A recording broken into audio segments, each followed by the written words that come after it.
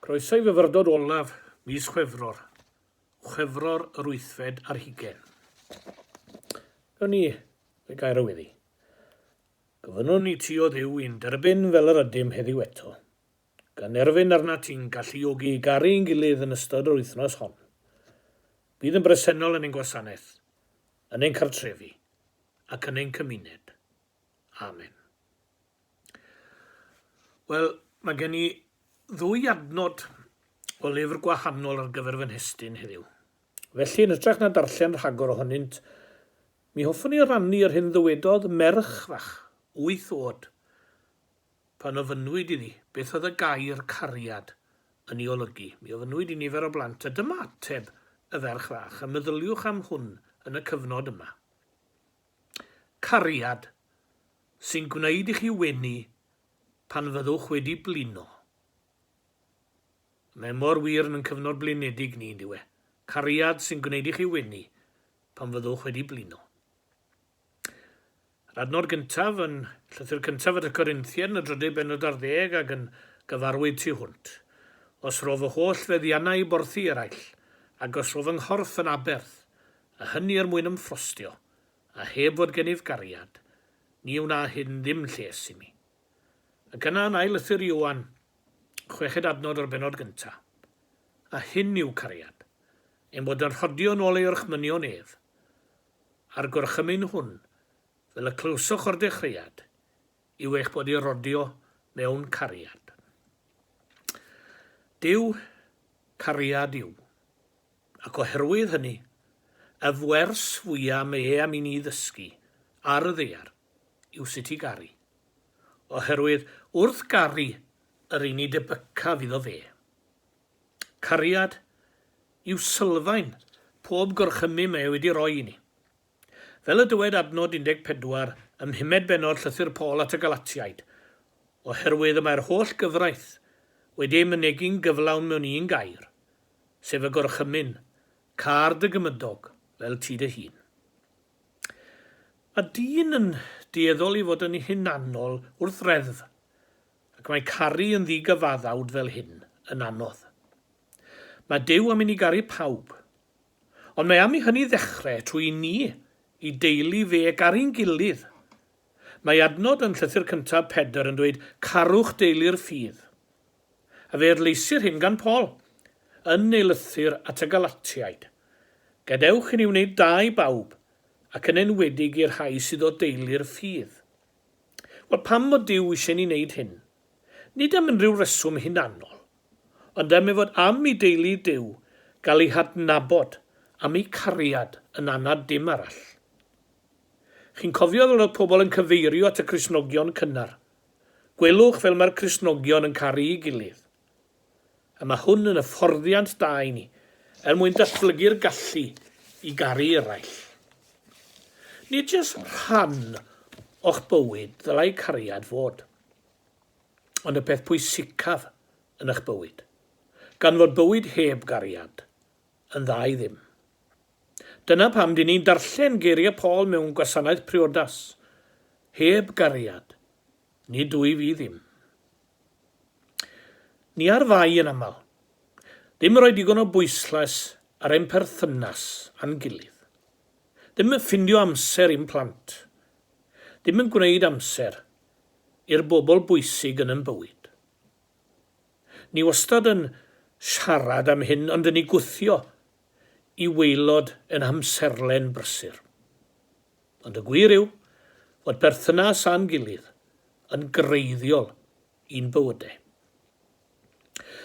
Mae 4 o'r 10 gorchymyn yn delio gyda'n perthynas â Duw, ond mae'r 6 arall yn ymwneud â'n perthynas â phobl. A cofiwch bod y cyfan ohonynt yn ymwneud â pherthynas. Pan ddath yr Iesu i'r ddeiar, fe nath e grynhoi beth sy'n bwysig i Dduw mewn 2 osodiad. Caru Duw a charu pobl. Fel hyn mae eiriau yn Efengyl Mathew. Car yr arglwyd y Dduw ath holl galon ac ath holl enaid ac ath holl feddwl. Dyma'r gorchymyn cyntaf a'r pwysicaf, ac mae'r ail yn debyg iddo, car dy gymydog fel ti dy hun. Wedi dysgu caru Duw, mae caru eraill yn holl bwysig. Perthynas sydd yn bwysig, nid llwyddiannau na faint o bethau sydd gyda ni. Pam felly na roeddwn ni fwy o bwyslais ar adeiladu a pharchu perthynas â Duw ac a'n gilydd? Pan fydd ein hamserlen yn llawn, ni'n torri nôl ar yr amser ni'n rannu a'r cariad ni'n rhoi yn hanwyliad. Mae prysurdeb yn elyn mawr i feithrin perthynas dda.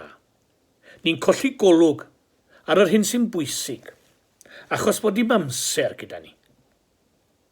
I ni wedi'n llethu gan gostau byw, talu biliau, a chrad rhyw dargedau, ac yn ystyried rhain fel bethau pwysig bywyd. Ond yw hynny ddim yn wir.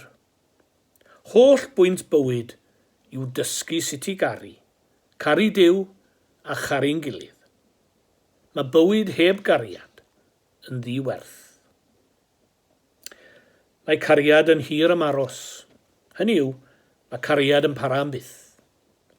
Cariad sy'n lliwio, sut bydd pobl yn ein cofio wedyn ni fynd. Sut yw wnaethon ni drin pobl, nid faint o gyfoeth oedd gyda ni.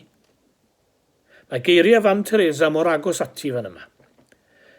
Nid beth awn ewch, ond faint o gariad a ddangoswch wrth wneud sy'n cyfrif. Cariad fydd yn sicrhau fod coffa da ar yn hôl. A sawl gweinidog ac arweinydd crefyddol wedi sefyll wrth erchwyn gwely person sy'n marw, a does dim un wedi gofyn, dewch anhys ysgrifau neu fyny plomas i mi. Dwi am I gweld nhw unwaith eto. Dangoswch fy ngwobre, fy medalau a'r watch air na ges I mi. Na.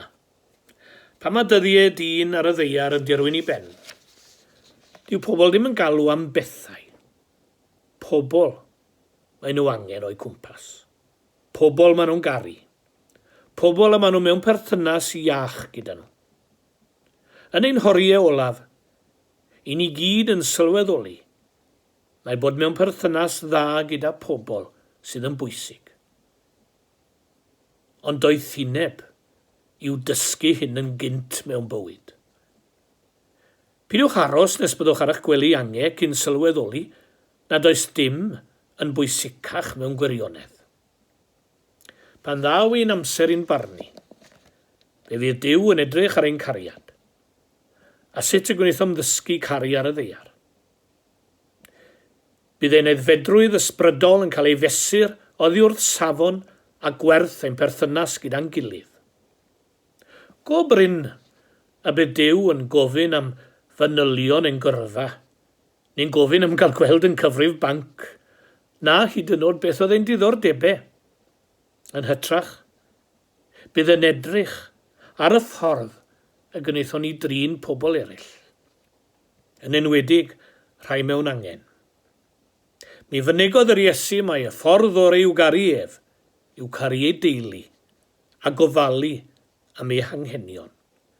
Chi'n cofio'r adnod, yn wir wy'n dweud wrth eich yn gymaint ag i chi wneud un o'r lleiaf o'r hain, fy ngymrodir, I mi y gwneithoch. Pan fyddwn ni'n mynd I dragwyddoldeb, byddwn yn gadael popeth ar ôl. Dim ond yn cymeriad, bydd yn cyfri. Wrth godi yn y bore mi allem weddion syml am ras I garu Duw a charu eraill yn ystod y dydd, mae hynny'n ddigon. Y mesur gorau o gariad yw amser. Yr amser a roeddwn ni'n plant, i'n teulu, i'n ffrindiau. Mae'r amser a roeddwn ni rhywbeth yn dangos ei bwysigrwydd a'i werth I ni. Os ydych eisiau gweld beth yw blaenoriaethau person, edrychwch ar y modd y mae'n rhoi o'i amser. Amser yw'r rhodd mwyaf gwerthfawr, gan nad oes gennym lawer ohono I gyd. Mi allwch chi ni mwy o arian, ond allwch chi'n wneud mwy o amser. Pan ych chi'n rhoi eich amser i rywun, i chi'n rhoi rhan o'ch bywyd na chewch chi byth yn ôl. Eich amser yw eich bywyd. Chi wedi meddwl amdano fe fel yna? Dyw e ddim yn digon dweud bod perthynas yn bwysig. Rhaid profi hynny. Rwy fuddsoddi amser mewn perthynas. Mae geiriau yn rhad. Ond grandewch ar adnod o lythyr cyntaf Ioan. Fy mhlant, gadewch i ni garu nid ar air nac ar dafod, ond mewn gweithred a gwirionedd. Ond dyw hwnna'n adnod dda. Fy mhlant, gadewch i ni garu nid ar air nac ar dafod, ond mewn gweithred a gwirionedd. Mi licio hwnna. Mae meithrin perthynas da yn cymeryd amser ac ymdrech. Faint i ni fodlon roi ohonom yn hunain yw craidd cariad. I ni fel dynion yn araf i ddeall un weithiau. I ni'n gweud pethau arwynebol fel dwi ddim yn deall y wraig ar plant co. Dwi'n rhoi popeth sy'n angen arnyn nhw. Be mwy sy'n eisiau arnyn nhw? Dyw di ddim yn gweld mai fe sydd eisiau arnyn nhw. I lyged e, i glistiau fe, i sylw, i ffocws, i amser, all dim gymryd lle'r heini. Yr anreg mae rhywun yn deisyfu fwyaf yw nid siocledi, nid blodau, nid gemau, ond sylw'r llawn person. Mae angen datgan. Dwi'n dygaru di gymaint trwy fy mroi rhywbeth gwerthfawr i ti. Fy amser, am sylw llawn. Cofiwch i'r Iesu roi ei hunan droson ni.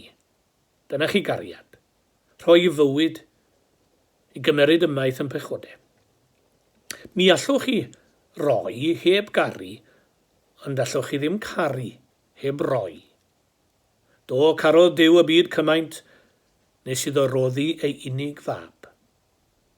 A gwir gariad yn golygu ildio sicrwydd, cyfoeth, egni ac amser ar gyfer eraill.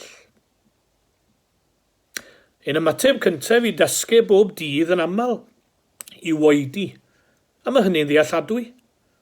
Ond oherwydd mae cariad sydd bwysicaf oll mewn bywyd, rhaid iddo gael y flaenoriaeth. Mae'r Beibl yn pwysleisio hyn dro ar ôl tro. Gwrandwch, tra bydd amser gennym, gadewch i ni wneud da i bawb.